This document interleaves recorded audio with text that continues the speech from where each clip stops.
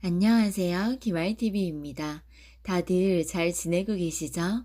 제가 지난 시간에 예고했던 대로 이번 시간에는 빚, 레버리지, 대출 활용하는 방법에 대해서 알려드리려고 합니다. 빚, 대출 받으면 큰일 나는 줄 알고 계시는 분들을 위해서 1. 서장훈 씨가 몇백억 건물주가 될 수 있었던 이유와 함께 2. 왜 상가 건물이나 원룸 건물 주인들은 금전적인 여유가 있으면서도 대출을 안 갚는 건지 3. 부자가 되고 싶으면 대출 갚지 말라는 말이 있는데요. 왜 부자들은 대출을 갚지 않는 건지 불인이들도 이해하기 쉽게 설명해 드리겠습니다. 지금은 정책 때문에 대출 받기가 어려운 시기지만 미리 공부해 두셔야 또 정책이 풀렸을 때 활용할 수 있겠죠. 우리 김알TV 식구들이 모두 성공적인 투자로 부자가 되었으면 하는 마음으로 준비했습니다. 자, 부동산에 어느 정도 관심을 가지게 되면요. 좋은 대출과 나쁜 대출에 대해서 들어보셨을 거예요. 갚아야 하는 대출과 갚지 않아도 되는 대출을 구분하는 것은 미래의 부의 크기를 결정하는 데 큰 기여를 합니다. 갚아야 하는 대출에는 신용대출, 차할부금, 카드론, 학자금 대출 등이 있지만 갚지 않아도 되는 대출에는 부동산 담보대출, 레버리지 대출이 있습니다. 부자들은 대출을 갚지 않는데요. 왜 그럴까요? 대출을 끼고 투자하면 더 많은 투자 수익률이 발생하기 때문입니다. 이렇게만 들어서는 이해가 안 되시죠? 그래서 첫 번째 사례는요, 놀라운 투자 실력을 보여주신 공효진 씨의 빌딩 매매 사례를 가져왔습니다.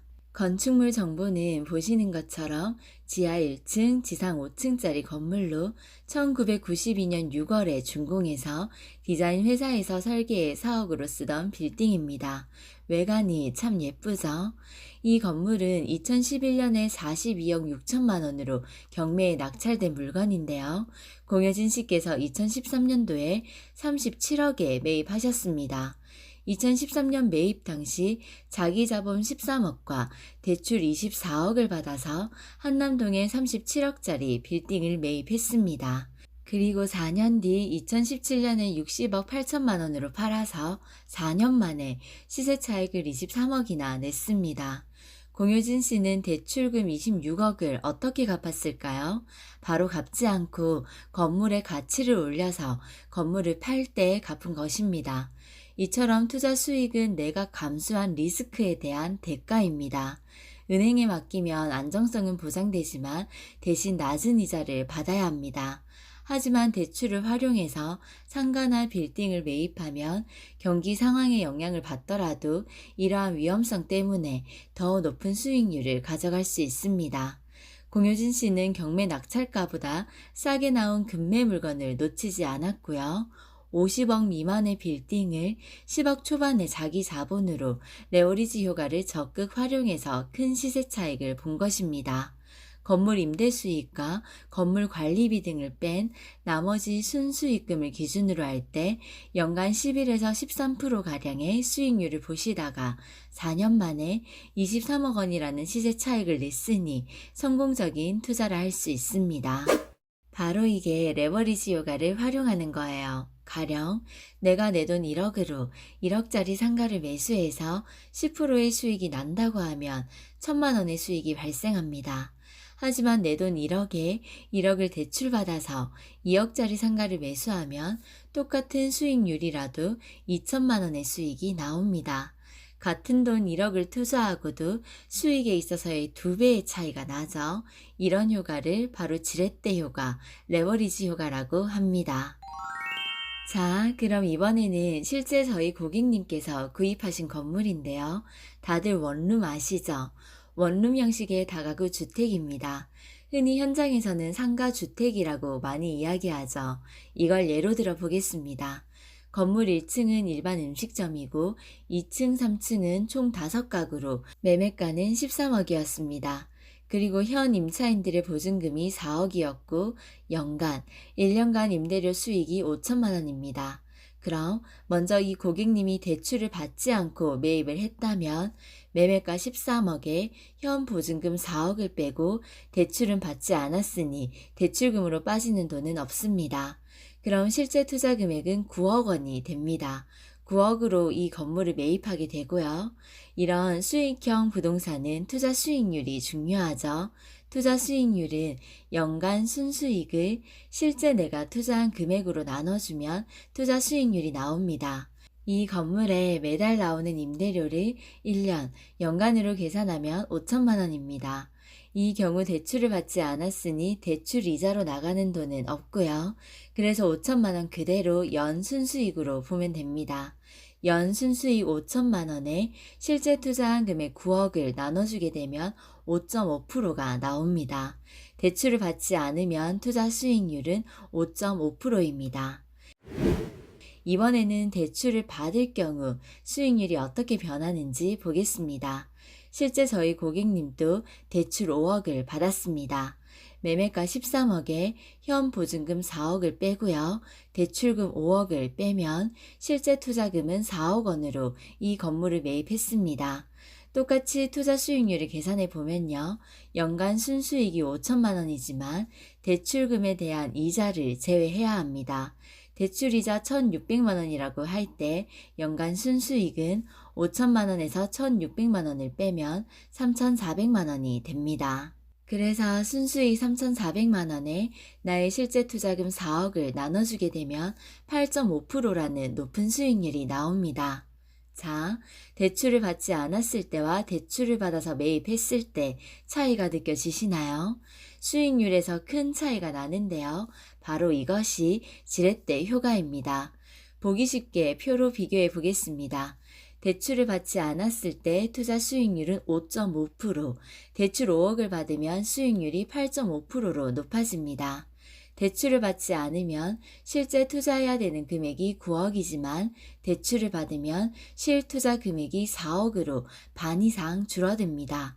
같은 돈으로 두 채도 살 수 있겠어요. 그리고 대출을 받지 않으면 연 순수익은 5천만 원이고 대출을 받으면 순수익은 3,400만 원으로 낮아지지만 이 경우 대출을 활용해서 총 8억으로 두 채를 매입할 수 있습니다. 그럼 연간 순수익이 6,800만 원으로 거의 7천만 원이 됩니다. 자, 그럼 대출을 받지 않고 9억 투자해서 한 채 갖고 있는 것보다 대출 받아서 8억으로 두 채를 사면 순수익이 더 많아집니다. 실제 투자금도 1억이나 줄었는데요. 순수익은 더 많아지니 훨씬 유리해집니다. 같은 돈으로 두 채 살 수 있습니다. 이렇게 대출을 받으면 적은 투자 금액으로 수익률은 더 높아지기 때문에 이런 지렛대 효과로 이득을 얻을 수 있습니다. 자, 그러면 이번에는 주인들이 금전적인 여유가 있으면서도 대출을 갚지 않는 이유를 알아보겠습니다. 아마 집을 구하는 임차인분들은 등기부상 대출이 잡혀 있으면 불안합니다. 하지만 건물을 매매할 때 건물을 사고 파는 과정에서는 매도인 매수인 모두 대출 있는 건물을 선호합니다. 그 이유는요. 매매할 때 등기부상 근저당권을 말소하지 않고 우선 순위 그대로 두면 채무자만 변경해서 매매할 때 대출을 승계할 수 있기 때문에 더욱 유리해집니다. 무슨 말이냐면요. 앞에 예시처럼 대출 5억을 받았으면 근저당권으로 실제 등기부에는 채권 최고액으로 110에서 120%로 등기됩니다. 만약 금전적인 여유가 생겨서 대출을 갚아버리고 등본상 근저당권을 말소해버리면 나중에 건물을 매매할 때 새로운 매수인이 즉 건물을 사려는 사람이 돈이 부족해서 대출을 받아야 한다면 처음 받았던 5억만큼 대출이 나오지 않습니다. 왜냐면요. 근저당권을 말소했기 때문인데요. 그 뒤에 날짜에 있던 임차인들의 순위가 올라옵니다. 즉, 임차인들의 보증금을 지킬 수 있는 대항력이 우선순위로 상승하게 됩니다. 자, 이 경우 은행 입장에서 보면 어떨까요? 기존에 있던 임차인들보다 늦은 날짜에 대출이 실행되니까 은행이 임차인들보다 후순위로 들어갑니다. 이렇게 되면 향후 경매에 넘어갔을 때 채권 회수가 어렵기 때문에 5억만큼 대출을 안 해줍니다. 하지만 근저당권을 말소하지 않고 그대로 두면 새로운 매수인이 대출을 그대로 승계받을 수 있고 그래서 다시 5억까지 빌릴 수 있습니다. 그래서 새로운 매수인 입장에서는 대출을 활용할 수 있기 때문에 대출 있는 건물이 투자 대비 수익률이 높아지니 더 좋습니다. 기존 주인 입장에서도 새로운 매수인이 돈이 부족하더라도 대출을 활용해서 살 수 있기 때문에 매매가 훨씬 빨리 진행될 수 있어서 좋고요. 그래서 수익형 부동산은 대출이 있어야 유리합니다. 그래서 이렇게 레버리지 효과를 받는 대출이라면 꼭 갚아야 한다는 생각을 떨쳐내시기 바랍니다. 아무래도 우리나라 교육제도나 정서상 빚내면 큰일 나는 줄 알고 대출은 나쁜 거다라고 생각하시는 분들이 많으실 거예요. 대출을 활용하라는 말이 막연하셨던 분들에게 오늘 영상이 도움이 되었으면 좋겠습니다. 저희가 잘 알고 있는 서장훈 씨도 건물 부자인 거 아시죠? 서장훈 씨 역시 2000년도 2월에 경매를 통해서 28억 1,700만 원짜리 건물을 매입했습니다. 현금 28억 다 주고 샀을까요? 아닙니다. 건물은 28억이고요. 은행 대출 20억 냈습니다. 그리고 임차보증금 5억 있었고요. 그럼 서장훈 씨가 매입하기 위해 들어간 자기 자본금은 3억입니다. 대출을 잘 활용해서 본인 돈 3억으로 양재동 2번 출구 앞에 있는 28억짜리 건물을 매입했습니다. 아마 지금 3억 정도는 나도 활용할 수 있는데 라고 생각하시는 분들도 있으실 거예요.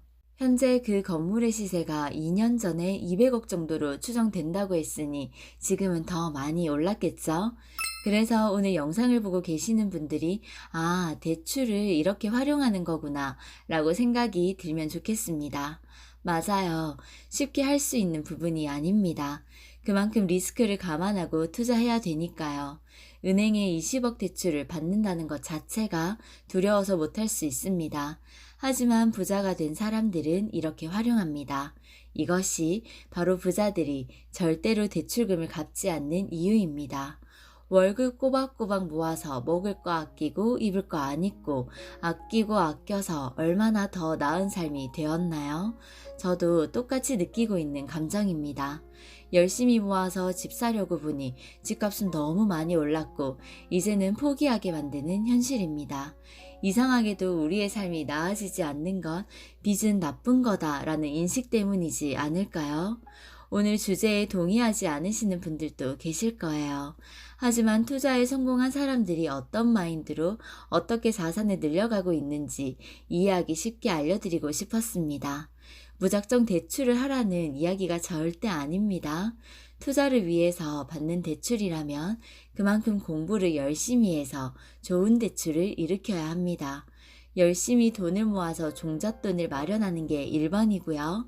이걸 기본으로 해서 기회가 왔을 때 공효진 씨처럼 서장훈 씨처럼 레버리지를 활용해서 우리 모두 멋진 투자에 성공하시기 바랍니다. 오늘도 우리 김알TV 식구들 모두 부자가 되었으면 하는 바람으로 말씀드렸습니다. 끝까지 들어주셔서 감사합니다. 다음 시간에도 좋은 내용으로 찾아뵙겠습니다. 모두 행복하세요.